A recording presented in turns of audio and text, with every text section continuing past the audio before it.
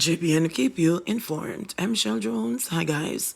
Before we go into the news, please remember to like, subscribe, leave a comment, and share the news with someone today. Now on to the news.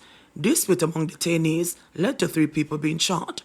A preliminary police report indicates that last night's bizarre shooting incident at the Montego Bay Police Lockup in Freeport, St. James, stemmed from an altercation involving 5 detainees.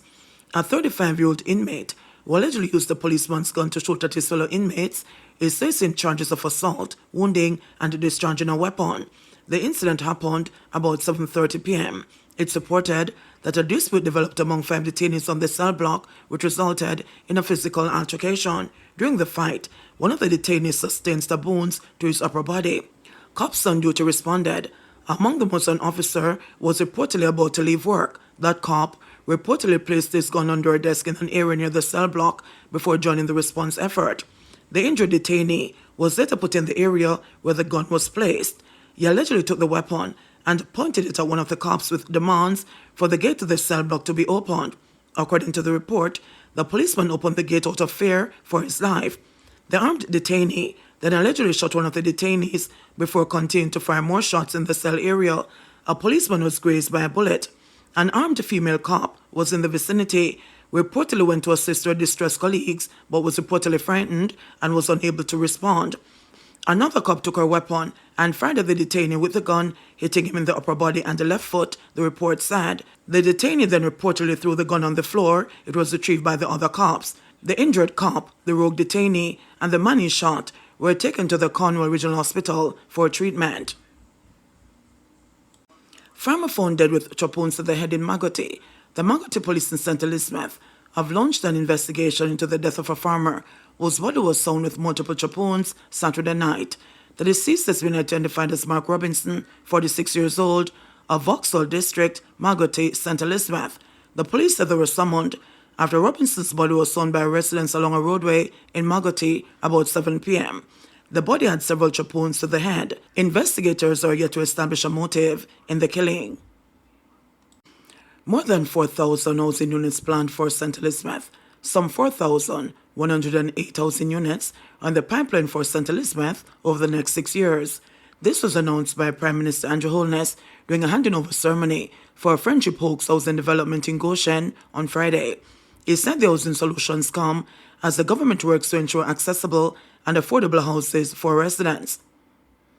You will notice that our completion date goes up to 2030, which might seem a long time away, and you may be wondering why such a long time. When the government goes to build a house, we have to go through some processes which are designed to ensure that the final product that you as the beneficiary get is sustainable and that it fulfills all the rules and obligations for procurement, for public sector investment, and administratively, so that no one can say that there was any corruption or wastage involved. So when the government says we have 4,108 units, they're not going to all materialize at once. They are at various stages.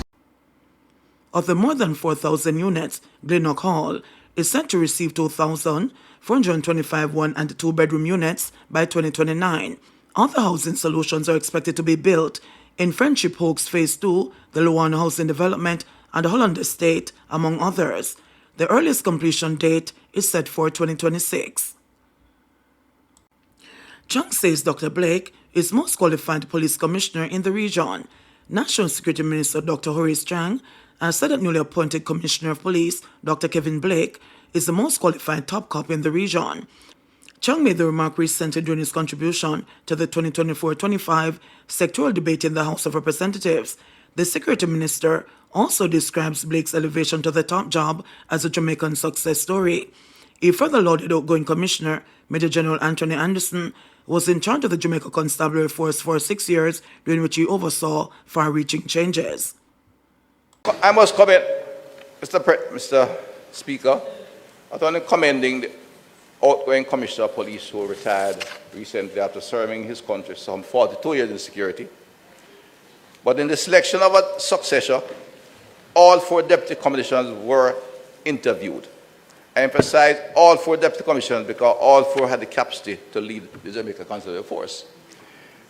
It's the first time in over 30 years that we could look without hesitation, without discussion, at the police force for providing their own commissioner. Right? You know, even when a police commissioner was appointed on the force, it is known that we brought in some strange people to literally do the work, if not supervising them. Behind them were some people who were not Jamaicans who were dictating what happened in the police force.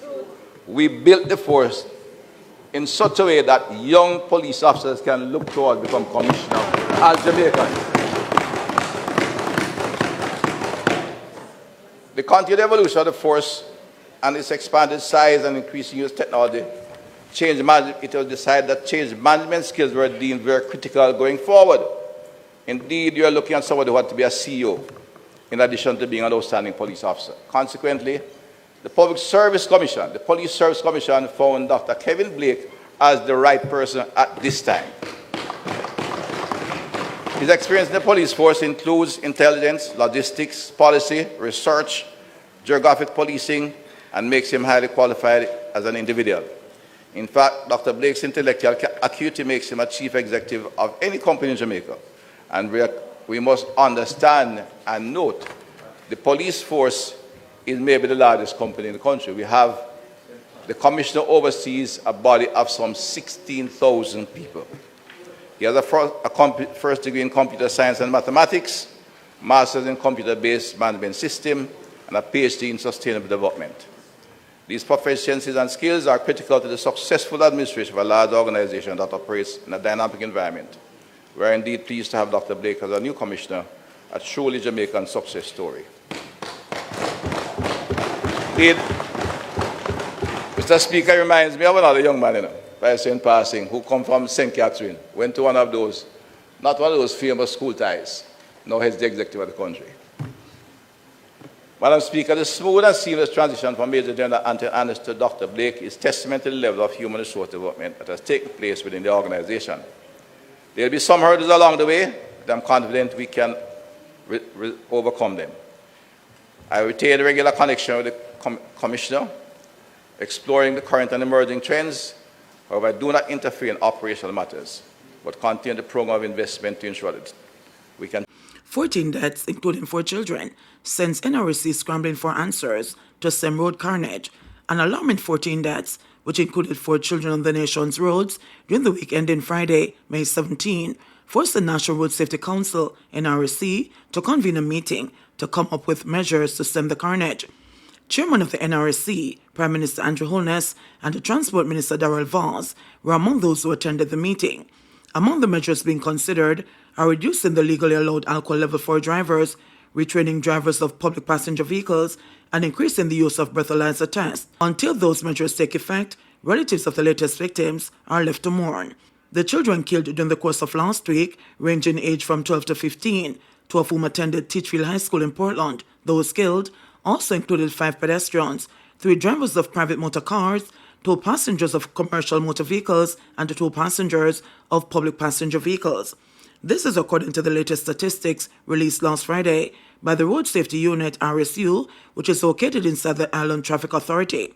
Up to May 17, a total of 161 people have been killed in 138 fatal crashes.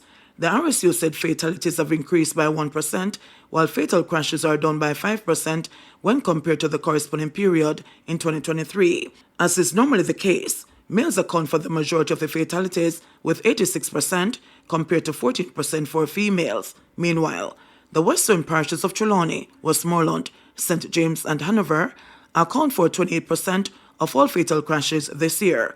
Of note is that Westmoreland records the most deaths among motorcyclists, which are among the most vulnerable road users.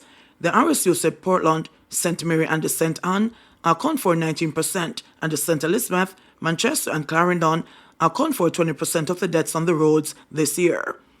JBN will keep you informed. Please remember to subscribe, like, share, leave us a comment, and click the notification bell to receive our daily news items.